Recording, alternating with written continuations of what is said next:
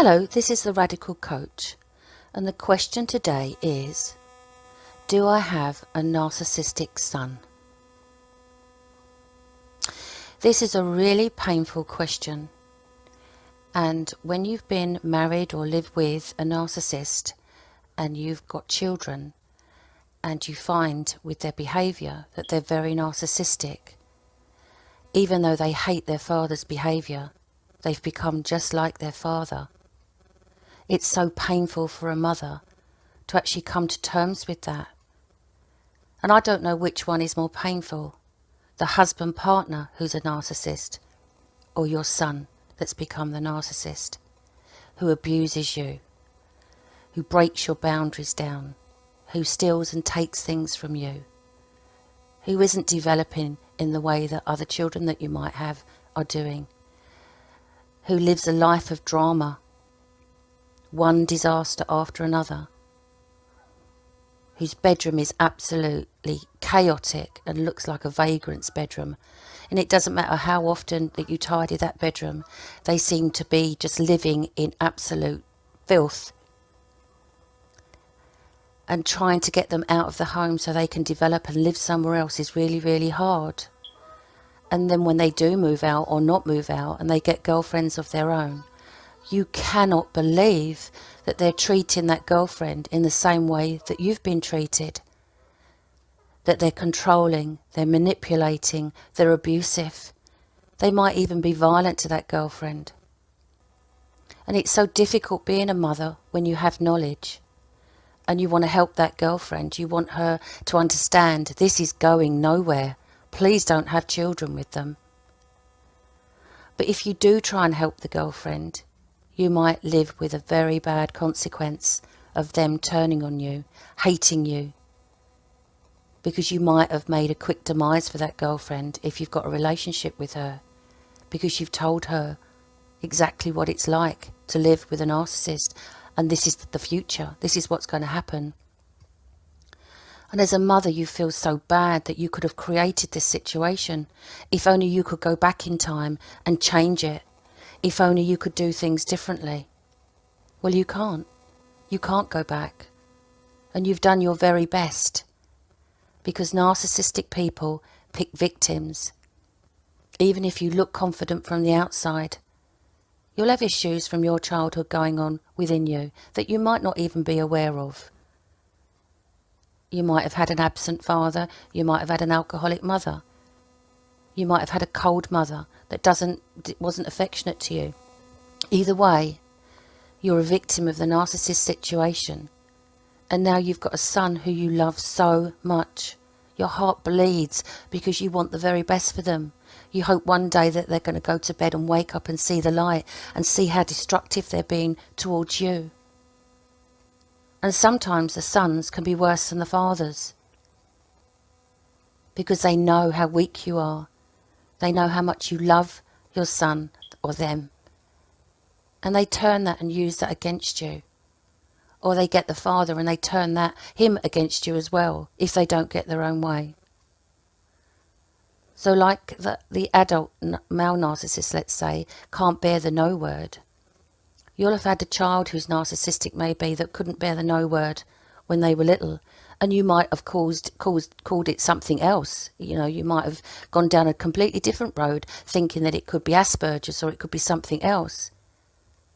But when it slowly and finally sinks in that you've got a narcissistic son and you can never have a real relationship with them because they won't allow it, because they hate you as much as they hate everybody else, because someone's got to pay, someone's got to be to blame. The wound in a mother's heart is so great. The burden is so huge that you feel that you are an absolute failure as a parent. But thinking like that isn't going to get you anywhere. You have to realise that this is something that's happened and you need to get strong. And you might even be going through the bereavement stages where you're never going to be able to have that cosy chat with them like you wanted. And you feel such a loss. But that's what it feels like if you've got a narcissistic son who you love, but you know the relationship is never going to be right. Until next time.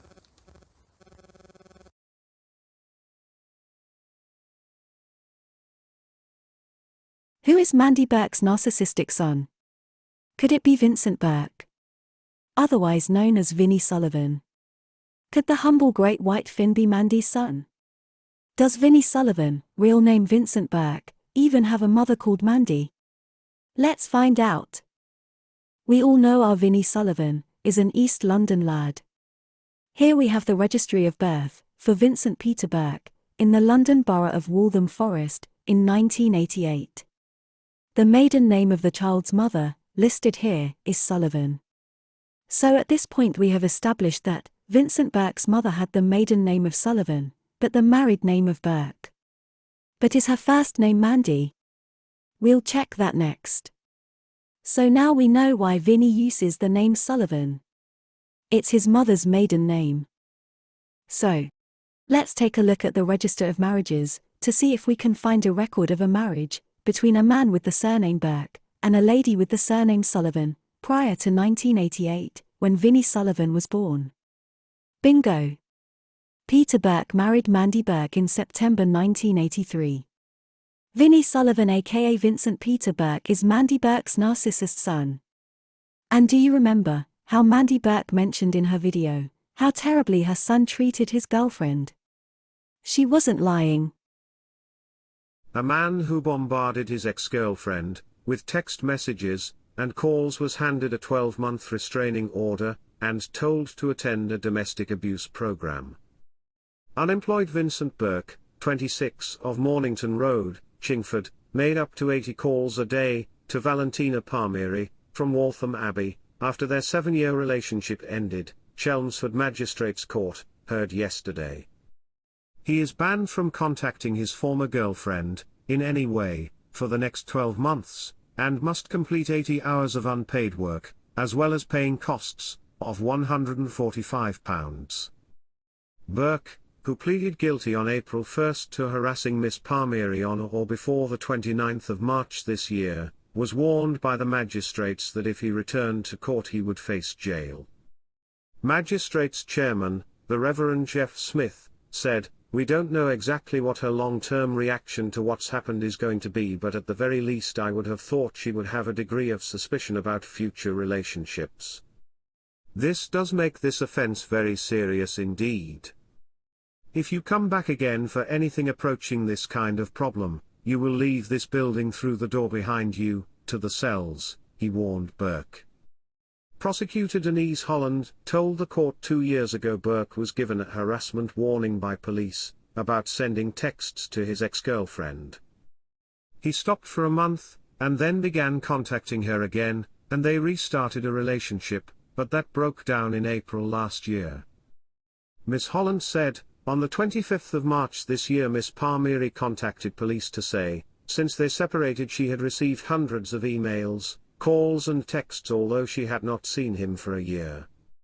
She regularly received about 30 calls a day and had received up to 80 calls in one day from him. She said the calls were not violent, but persistent. They asked personal questions such as, "Who are you sleeping with?" And "Why are you doing this?" She added. Mitigating, Gareth Hunter explained the couple's 7-year relationship had broken down, and Burke couldn't cope with it. He dealt with it by bombarding her with messages. He accepts he needs help. It's over and done with, and that's the end of it, he added.